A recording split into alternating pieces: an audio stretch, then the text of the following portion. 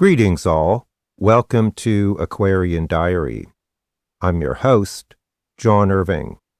It is December 22nd, 2023. This was recorded on December 21st.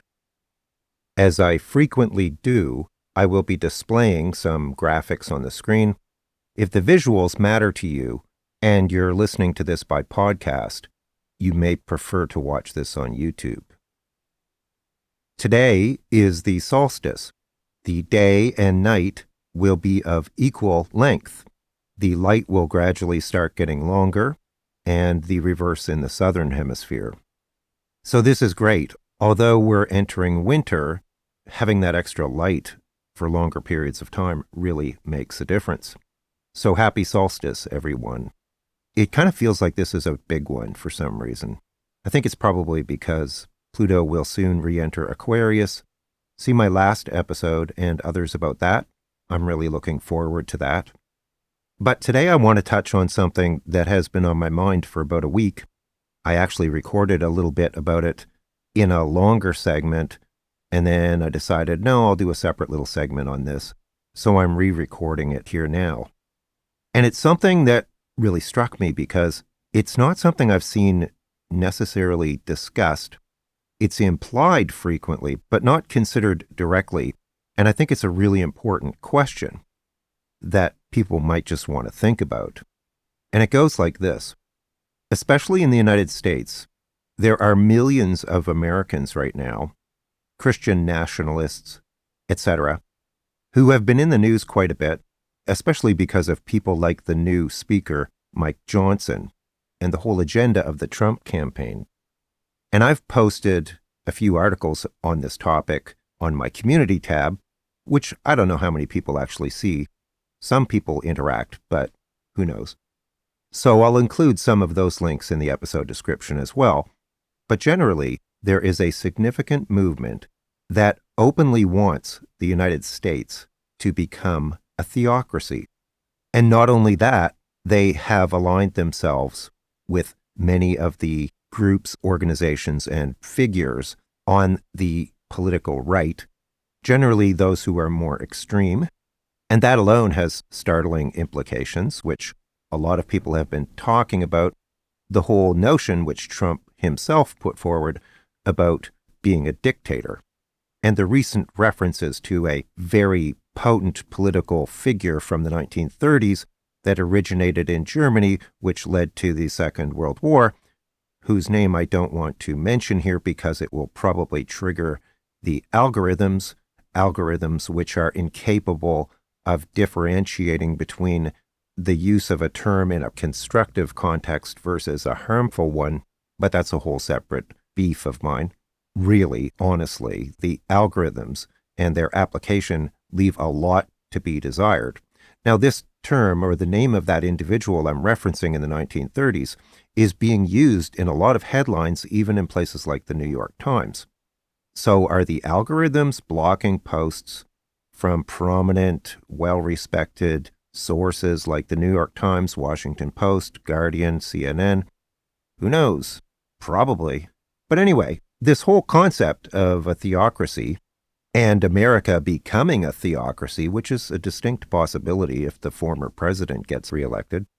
I was contemplating that because, like I said, there's been a lot of articles about it lately, thoughtful articles and good articles.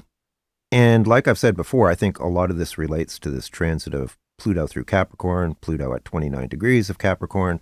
I've done a couple episodes linking the astrology of the 1930s to the astrology of today and the 2010s. So it's something I've talked a lot about myself. But there's a fundamental question or assumption made about this whole notion of the United States becoming a theocracy.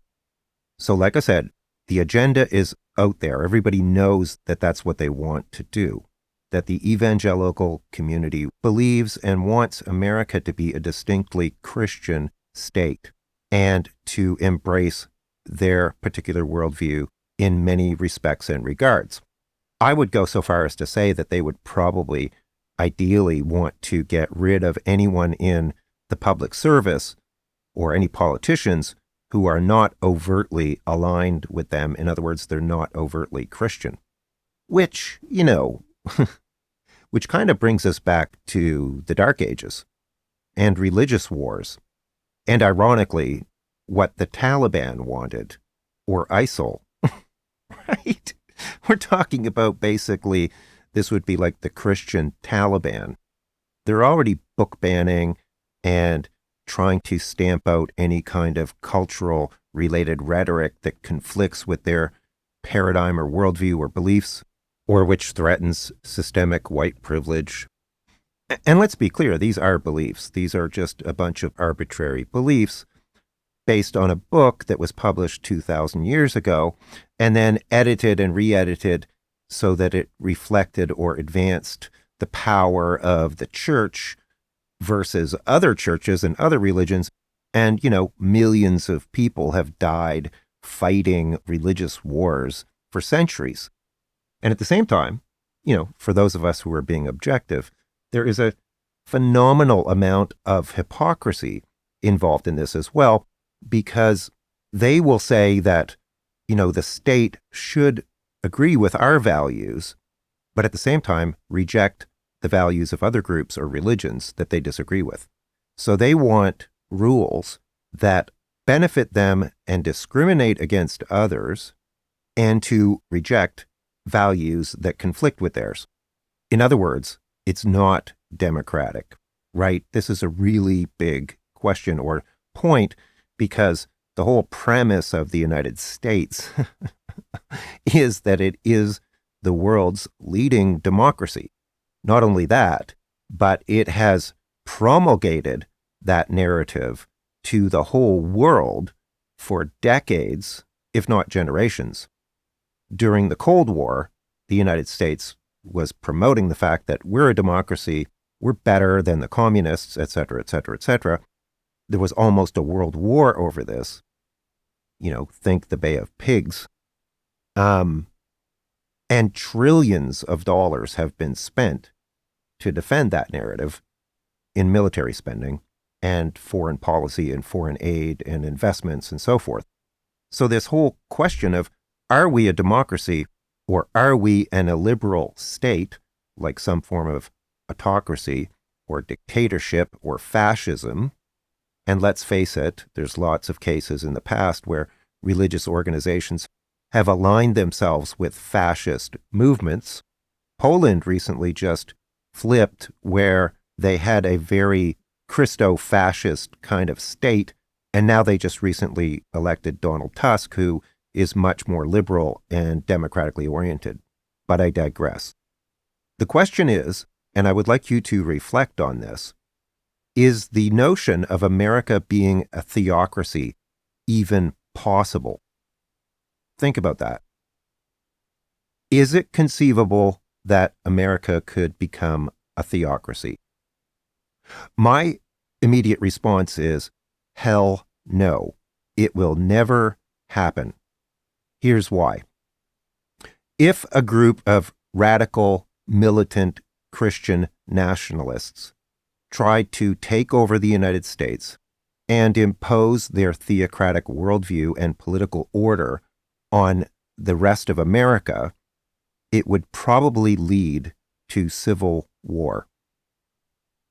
If there's even a fraction of people who feel the way that I do, there is absolutely no way, period, that people will allow religious values to be strictly and forcibly imposed upon them by the state for all of the reasons I've just articulated, which is that it is illiberal and non-democratic. And there would probably be clashes over this. In other words, as far as I'm concerned, it is simply not possible. Religiosity has been declining in the United States for many years, and the hypocrisy of religious groups and organizations who have aligned themselves with some of the worst possible people and criminals politically in American history. The former president literally tried to foment an insurrection, is a serial liar, to put it politely, faces in the vicinity of 100 criminal charges, the only president in American history to be criminally indicted, plus all of the issues around reproductive rights, and people like Bridget Ziegler, one of the co-founders of Moms for Liberty, who was recently exposed for having tried to engage in a three-way sexual encounter which involved lesbian sex. You know, it's like we need a new word for hypocrisy because we've used it too much, and we need another term that's more powerful because these kinds of situations, you know, someone who has been rabidly and militantly attacking the education system for anything that veers slightly from strict orthodoxy in these respects. I mean, it's just jaw-dropping. But that's just the tip of the iceberg. Really, I just wanted people to think about that because as I thought about this a number of days ago, I was just like, yeah, these people are completely delusional, clinically delusional. If they think that they can impose a theocratic system of government on the United States of America and actually get away with it. I mean, don't you think, isn't that what you think? Like, it's just completely bizarre and crazy. While religiosity is declining precipitously and people are leaving these fundamentalist religious organizations in droves, and even the Pope now is pushing the Catholic Church, which moves extremely slowly, but he's gradually pushing the church in more and more progressive directions. We're dealing with millions of people who are completely detached from reality. But, like I said, if they try, let's say they get down the road to a certain degree, let's say Trump gets reelected, are Americans just going to sit there and take it? I can't see that happening. There's no way. Like, I know in my country, if that was to happen, there would be an uprising. In Canada, you can't even talk about this stuff if you're a politician because you will just get run out of office. So they have to take a much more low-key approach, you know, the social conservatives. So I thought I'd just put that out there because that is literally their agenda. There's a huge swath of the evangelical community and Republican politicians who are aligned with this vision, and hardly anyone has asked about this fundamental premise of, like, is what they want even literally possible or conceivable? So, I mean, it's a really huge question. The other thing is that this really underscores this transition from the age of Pisces into the age of Aquarius, because the age of Pisces was characterized by this kind of stuff. There were the religious wars, the religious organizations, the subservience to dogma and doctrine and patriarchal authority, might is right, that whole thing. And the Aquarian age is very, very different. So the fact that this is coming to a head, it's happening in Poland and Hungary and Italy, and, you know, this stuff is happening everywhere. But the United States, of course, given its stature in many regards, is where we're all focused. And it's very overt now. So the point I'm trying to make is that this is like the last dying gasps of the age of Pisces. And there are people who are reactionary, who don't want this shift to occur or are not comfortable with it because it threatens their privileged status, their hegemony, their fragile egos, their need to feel superior to someone else, which is fundamentally anti-Christian and hypocritical. Again, the combination of religion and power inevitably becomes toxic and abusive. The whole paradigm is based on lies. Lies that increasing numbers of people are no longer afraid of questioning because we're shifting into a whole new age. And interestingly, of course, is the beginning of the Piscean age was really the appearance of Christ. And I'm not criticizing Christ. It's just that his message has been so bastardized over the years and altered to bolster the interests of large and powerful centralized organizations that were often very cult-like. And here we are having this huge battle for the fate of the world's major superpower and most influential country on the planet between these Piscean Age ideals and the Aquarian Age ideals. Thankfully, I am aligned with the Aquarian side of the equation. That's the future, regardless of what these other people think. And you are too, or you most likely wouldn't be listening to me. So I find that very fascinating. And as I have long articulated, and even in my most recent episode, I view this shift of Pluto into Aquarius as one of the major trigger points for this shift from the Piscean Age into the Aquarian Age. And there's still people out there who say that, oh, the Aquarian Age isn't going to happen for 500 years. And I'm like, how can you be so dense? Right? Just look at the evidence. Look around you. We went from horse and buggy 100 years ago to now I can carry around a device and speak with anyone on the planet at any time of the day. And, just technologically, the advancements in so many respects are just mind-blowing. The rate of evolution that's occurred in the past couple generations is completely unprecedented. We hardly changed for 2,000 years. People were still growing food and living to be 40 years old and being serfs and all that stuff. Just look at how much change has occurred and is occurring right now. Like it's accelerating. The technological advancements are accelerating exponentially. Now we're into AI, right? I mean, like this stuff was like inconceivable even in my youth. So come on, take off your blinders. I made that argument here on my channel months ago. I did a whole episode on this. But I think if we just look at the objective evidence, it's happening. Like we're in the midst of this transition. I'm not saying we're through, but there's zero question that we are moving very quickly into the age of Aquarius.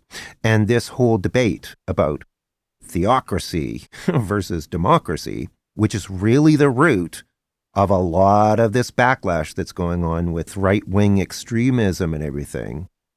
They believe that white Christians are somehow superior and should be in positions of leadership and authority over everybody else, which is just so ridiculous. It's absurd, right? I mean, you have a whole country like China with 1.4 billion people, which is the second biggest global economic force on the planet now, and India is not far behind. I mean, how can you sit there and say that we are, by virtue of our skin color, superior? It's just so dumb. Anyway, I'll leave it at that. I just wanted to put that out there because I think it's provocative. And really, that's what we should be questioning is, are we going to have, like maybe the Democrats should be running on. No, they're probably too chicken shit to do that. They probably don't have the balls to come out and go head to head against religious groups. And I'm not crapping on, like, there's a lot of good religious people out there, but there's some, and many of them, who are literally a threat to democracy and sanity. Because at the same time as all this other stuff is happening, we have a global environmental crisis that could literally bring down civilization. And these people, because they believe in all this dominionism nonsense, completely negate that. They're delusional, as I've described. So it would be catastrophic if they have their wish. And like I said, I don't even think it's conceivable or possible without something like civil war or mass civil unrest and conflict. My whole point with all of this is just to point out how ridiculous, absurd, and futile the whole proposition is. Because like I said, it seems to me that nobody ever questions this fundamental assumption that underlies this whole movement. What do you think? Again, for more detail, check the episode description for other episodes or articles that are related or that I mentioned. And if you're interested in a reading with me, I'll put a link to that as well. I have a 20% off special on currently. A natal or transit reading makes a great gift, by the way. It's something people won't forget. Many sincere thanks to everyone who supports me, especially my YouTube members. Thank you very much. Take care, all the best, and I'll talk to you again soon. Bye for now.